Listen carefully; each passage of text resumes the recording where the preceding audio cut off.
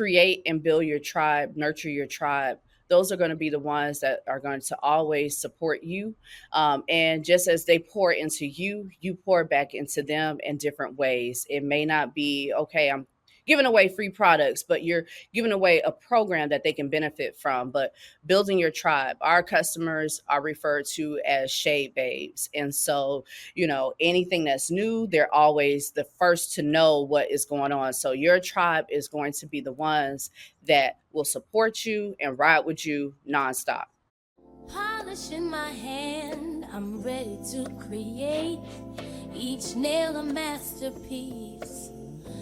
I can hardly wait. Soft pastels or vibrant hues, each tells a tale in their artistry of nails.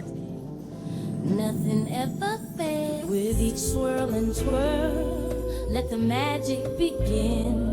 In this kingdom of gloss, there's no end to the wind. Gloss on my fingertips, watch them shine bright.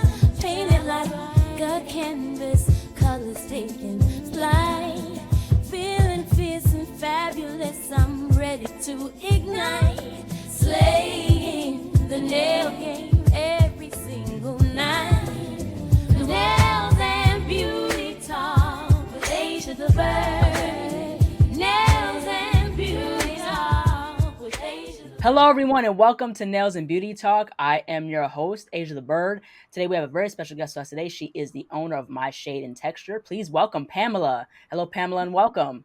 Hi, good morning. Thank you for having me. Yes, absolutely. You're most welcome. So I want to get started by asking where you're originally from and tell us about your upbringing. Sure. I'm originally born and raised in Miami, Florida, Dade County, as we would like to say. Grew up, I am the oldest of five. And so I attended college in Miami, attended Florida Memorial University, where I received a bachelor's degree in psychology. I'm also a member of Delta Sigma Theta Sorority Incorporated. And in 2007, shortly after graduating, I stayed home for a little over a year and I relocated to Tampa, Florida. And I've been here ever since. I attended graduate school here, started my career here.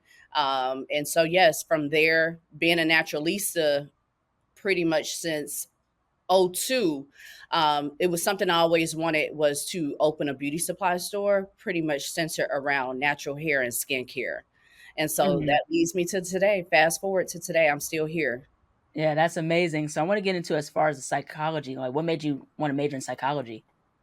Oh, it's a lot of reasons, from the upbringing, seeing people around me and how depression affected them, anxiety affected them, and so wanting to be a change agent. And so I, again, studied psychology. I worked in the field for a while, and then when I relocated to Tampa, maybe a few years after I relocated to Tampa, I pretty much transitioned into HR. And so I have a graduate degree in HR management, and I worked for the U.S. District Court for over 10 years before, while opening my store. Absolutely. So I want to get into as far as the next question. What were like your earliest memories in terms of beauty? Yes. A lot of memories from, again, being the oldest. It's 4 girls, 1 boy. So I was responsible for doing their hair. Also having relatives in my family. 2 of my sisters are cosmetologists. One of my great aunts owned a salon. So I was always in that space. When it came to beauty supply, always at the beauty supply store. It didn't matter if you were going there to get braiding hair, to get hair gel, whatever. You were always inside the beauty supply store. So yes, I had my hands in a little bit on both ends, from the salon to the store. So was owning a beauty salon your original plan? Tell us a story of the decision behind having your own beauty supply store. How'd that come about? Yeah, so it started, I would say, years ago. Even I can just think back to being in college, my roommates and I, that was one thing that we always enjoy. Again, that's just like a safe space. But even growing up in Miami, as diverse as it may seem, there were very little or no beauty supply stores that were actually Black owned and operated. So being actually, aware of those things, it was always a Mhm. thought in the back of my head that perhaps one day I can own a beauty supply store. Fast forward, having just different experiences, bad experiences at non-black owned beauty supply stores or big box chains, from being watched, from Right. being questioned or not acknowledged at all. So I kind of Right. took like this silent protest for myself where, Mhm. I said that I'm not going to support a beauty supply store that's not black owned. I'm going to, order online or go to trade shows and things like that. And Mhm. so when I saw that there was a need in my area for a beauty supply store with a salon and a DIY bar all in one, Mhm. catering to natural hair, textured hair, yeah, Mhm. that just birthed, and it just has blown up ever since. Mhm. So in regards to your business, My Shade and Texture, what are the products you sell, and tell us about your DIY bar and salon? Absolutely. So we've transitioned. I will say, when I first opened in 2019, it was a 3-in-1, the salon suite, the retail floor, and the highlight of our store is our blend and glow bar, which is our DIY station. Um, Mhm. Early this year, I did transition to a new space and I left the salon behind. So now we are strictly retail and catering again to natural hair care, skincare, wellness. And the highlight Mhm. again is our blend and glow bar. That has Mhm. always been my baby because I actually suffer from a severe form of eczema, which is called dermatitis. And so when I Mhm. was diagnosed with that over 8, 9 years ago, I was very particular about what products, what ingredients. I'm sitting at the stores looking, reading the ingredients, and a lot of things in those products would trigger a flare up. So that Mhm. pushed me after, even from a young child, making products, going outside, cutting a piece of aloe, putting it on my face to make a mask or a DIY product. That birthed the Blend and Glow Bar. Actually, that was the Mhm. beginning of the Blend and Glow Bar. So to Mhm. know that there are so many customers that I have encountered, Right. who are suffering from different skin irritations, their sensitivities.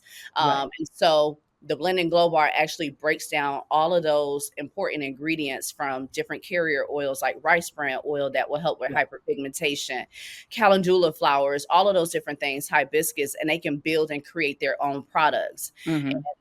More importantly, everything is sustainable. So you can return to the store with your empty containers, refill, and you get a discount every time you refill. So it's Mhm. just trying to do something different when it comes to the beauty supply world. Right. It's not a traditional beauty supply store, and that's what I pledged from the beginning. I won't have a traditional beauty supply because it was very important to me Mhm. to cater to my community. Mhm. So what are some of the brands like you sell as far as like natural hair and skincare brands? Like, do you sell just solely your brand, or do you sell like other brands and things like that? Yes. So I carry brands like Curls and Potions, which is a popular indie brand. She's based in Georgia. Mhm. Have Cosmology, that is a very popular natural hair care brand. They're based in Miami, and Mhm. they make a line of different styling tools for natural hair care. Right. And I promote a lot of local brands. So whether they're centrally located in this area, the Tampa Bay area, for example, Sheila's Girls, HBJ Glam, uh, Mhm. I'm just looking at a number of products that we have in the store because I've always given an opportunity and space for other Black women to create their own lane and to pretty much have their products on display. They may not Mhm. have the opportunity to be in a big box store, but I see my store Mhm. as small but mighty, and we're Right. all in this together. Now, there have been some challenges over the past year because the circumstances that are going on in the world, from inflation to so many things, that a lot of these local brands have shuttered their doors and closed their business. So we're Mhm. constantly pivoting and trying to get new products into the store. Mhm. Yeah, absolutely. So, are you familiar with the Black-owned Beauty Supply Association and their documentary, which covered the challenges Black people face in the beauty supply industry? And if so, do you think those challenges still exist? So, there was a documentary that talked about the beauty supply industry, talking about the challenges that Black people have faced in the beauty supply world and things like that. Have you seen a documentary, possibly? I have. I have. During my research phase prior to opening the store, I was on this research phase for probably a year.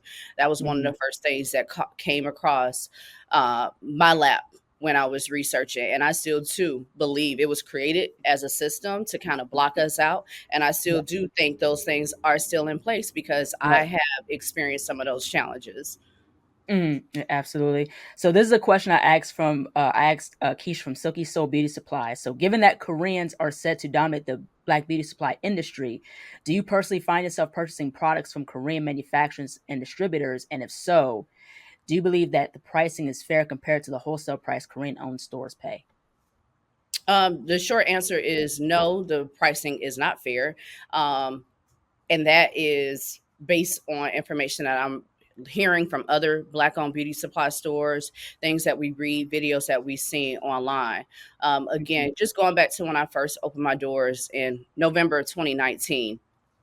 Prior to that, I again wanted to cater to natural hair care. So I wanted to work directly with these black owned companies, Allocate Naturals, Canvy, like you name it, big box brands down to the small brands that no one even knows that they exist. But there also is some traditional elements when it comes to opening a beauty supply store that, okay, I need to get braiding hair, crochet hair. Naturalistas, we are very versatile. We may rock a lock, we may rock a tiny, TWA, you name it. So I wanted to make sure that I catered to every type of customer that I thought would come through my door. And Mhm. right away, perhaps maybe 2 months before my soft launch, I got information that a lot of the accounts that I was applying for when it came to braiding hair and crochet hair, those accounts were not open. They were declined. My application was denied. And it Mhm. was one particular company that actually the sales agent reached out to me and he asked, "Hey, do you have a sign on your door? Do you have you announced that you're open?" I said, "Well, I have a very small sign. My windows are still blacked out because we're still Mhm. doing construction." And he said, "Well, that's how they know that you're opening." I said, "What are you referring to?" He said, "Well, we have been contacted by the one particular beauty supply chain in the area to actually block my accounts." And that's what they did. Mhm. And they didn't stop there. They had contacted multiple companies and had explained, okay, this is the reason why I can't get these accounts open. And it's a video that I shared on TikTok where I just expressed my story and told my story. I've told it several times before, but this particular beauty supply chain went as far as to attempt to bribe the UPS driver to open my boxes. Um, Mhm. when I had my soft launch, they circled the store so many times, just trying to intimidate us. But what they Mhm. did do was they blocked me from getting access to these accounts. So when I had my soft launch, yes, I had the natural hair products. Yes, I had the blending glow bar, but it was certain elements that I was missing. And I have Mhm. honestly grown to it's out of sight, it's out of mind because again, I just see my store and I have created my space to be an unconventional beauty supply store. Absolutely. I want to get into as far as another question that I've asked Keisha as well. So, from your perspective, do you think we can ever get beyond the power of the gatekeepers? And if so, how do you see that occurring? Absolutely. Us sticking together, creating different lanes. When you see a beauty Agreed. supply store, just think of a big box brand, Ulta, Sephora. Those are two drastic different stores. They may be selling similar things. Ulta is huge and Sephora very small and quaint down to the Lush. And then you have your mom and pop beauty supply stores. There is a lane for all of us. And if we are actually purchasing from these black manufacturers, these black distributors, that is what's going to keep these dollars circulating. Mm-hmm. Yes, we can create our own hair tools. For example, like I mentioned, Cosmology, they're the creator of a unique line of certain hair tools. I have black vendors here who are creating their own braiding hair, creating Mm-hmm. their own shampoos and conditioners. So I have decided to not put money in the pockets for someone who is trying to block me or Mm-hmm. increase that cost where it's almost close to retail. And then I will be, that stereotypical black owned beauty supply store where you're charging $50 for a certain product where I can go down the street and get it for 20. I Mm-hmm. just chose a long time ago that I won't, fall into that trap and fall into that lane. So I specifically seek out black owned beauty brands. And again, that has Mm-hmm. helped us create our own line of products. So again, Mm-hmm. being our own manufacturer and our own distributor. Yeah, absolutely. I think that's very, very important as far as like supporting each other and really making sure our dollars circulate within the community. Because the thing is, like how you said, don't spend your money in places where you're not wanted, where you're not included, where you're gonna be xed out. So that's the thing that I think us as Black people, have to keep in mind, especially people in the diaspora. And I think the more we stick together, around the world globally, the better. Yes, absolutely. I agree. Mhm. Absolutely. Yeah, totally. So I want to get into in terms of the next question. So what has been the conversation surrounding your business, and what are some of the things you found the most rewarding with running a beauty supply business? Again, from the very beginning, it's embedded in my mission is to be a community based beauty supply store. Again, just going back to living in Miami and transitioning to Tampa. A lot of these beauty supply owners, they don't live in a neighborhood. They're not giving back to the neighborhood. They're not hosting different events where the community is involved. It's all Mhm. it's just strictly a Right. transactional approach. You come in, you purchase, we may treat you horribly, but you're still funding our business, and leave the store, hop in our car, and we go to the other side of town where we reside. Well, I wanted Mhm. to be different, and I have been different, and that has garnered the attention of people locally, internationally. We have been recognized for best of the best of Tampa Bay 2023. We actually have won 2024 as well for best Congrats. cosmetic beauty boutique. So those type of things, partnering with different organizations. For example, we have a ongoing hair drive with a local Black foundation called the Crown Collective, where we have a Wow. drop box in the store, and you can drop off unused braiding hair, crochet hair, and Kiani, who is the owner and founder of this organization, she pops in, picks up those items, and then she distributes that to local Black organizations as far as group homes, shelters, you name it. We've Mhm. also partnered with different braiders, have them come into the store. They've hosted braiding classes. So again, just doing things outside of the box. Community service, being a pillar in my community has always been important to me. So I'm circulating community Mm, service, just like those dollars are coming into the store. My customers are supporting me. This is how mm, I can show my support and appreciation for them. mm. For someone who wants to create their own line of skincare and or hair care, could you provide some business insight on how one can not only start their own skincare line, but also ways that they can connect with local Black-owned beauty supply stores and boutiques to have their products on the shelves to sell? Absolutely. We actually have a program that I launched over 2 years ago called Grow Your Brand. And that is to help Black vendors who may be looking for consignment opportunities inside of our store, wholesale opportunities, or different training and coaching sessions. So, one thing that I've always mentioned or kind of enforce when it comes to, okay, I want to start a hair care line, I want to start a skincare line. Mhm, Who's your target audience, and what problem are you going to solve? And if you lay that down early in your foundation and building your tribe, I think you will be very successful. When it comes to we here at My Shade and Texture, I do have like an online system where vendors will reach out, they'll fill out that form and notify us that they want to have their products in our store as wholesale, or they're looking for coaching, they're looking for training sessions.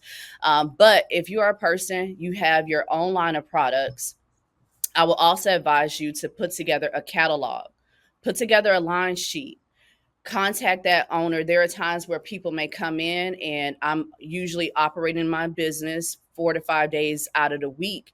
I may mhm, be extremely busy, but if you can drop off something where it has everything about your business, perhaps a sample is included, those things that you can deliver and always follow up. Or if you are a beauty supply owner and you are looking to start your own program that's similar to that, where you can source different suppliers, you may not have that time to do your own research, but these Black skincare owners, Black hair care owners, they're looking for us. So make that right, information very visible on your website.